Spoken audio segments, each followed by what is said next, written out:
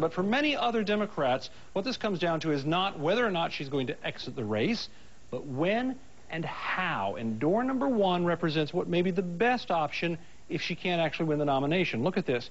One idea would be for her to continue pressing forward in every race, pointing out potential weaknesses right up until the convention. The fact that he might not be able to get older or blue-collar voters, party leaders could get worried, and they could pressure him into giving her the vice presidency, Anderson. That's one possibility. However, when you look at that, there's a leadership question involved here.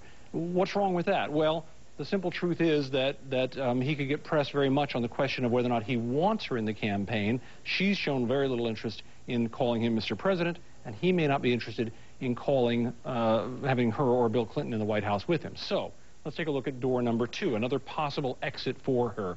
This is a graceful exit.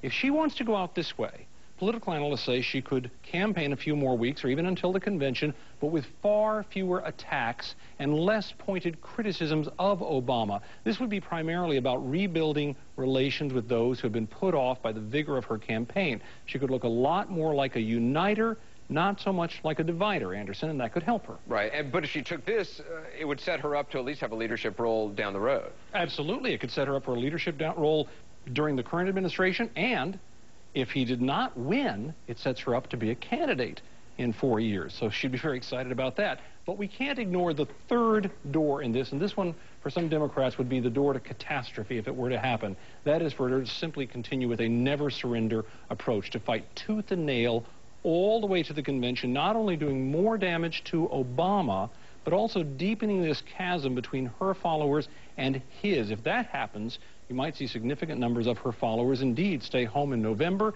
and when you open the door to the White House a year from now, John McCain could be standing there, Anderson. So those are just 3 of the doors that she may be choosing right now if she does indeed have to lose this race, all with pluses, all with minuses.